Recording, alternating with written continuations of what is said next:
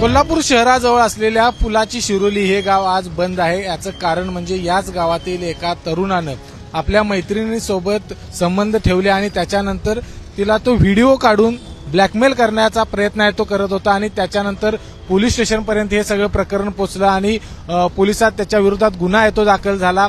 या गुन्ह्यानंतर त्याचा आरोप तो साथीदार होता तो फरार झालेला आहे। त्याचा पोलीस आहेत ते शोध घेताना या ठिकाणी पाहायला मिळतात।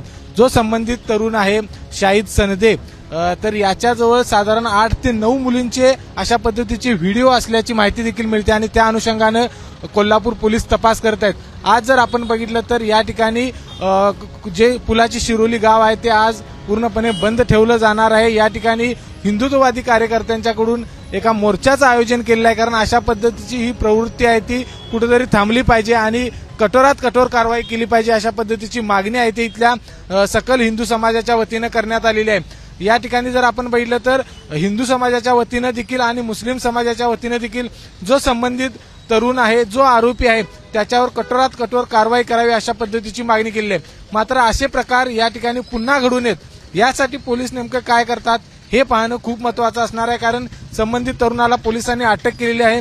त्याचा जो साथीदार आहे त्या साथीदाराचा शोध सुरू आहे, कारण या शाहिद संदेनं व्हिडिओ तयार करून त्याच्या मित्राला ते व्हिडिओ शेअर केले आणि त्या माध्यमातून ते तरुणींना ब्लॅकमेल करत होते अशा पद्धतीची माहिती आहे ती समोर येते। त्यामुळे पोलीस आता नेमकी कशा पद्धतीने कारवाई करतात हे पाहणं महत्त्वाचं असेल। विजय केसरकर, एबीपी माझा, कोल्हापूर।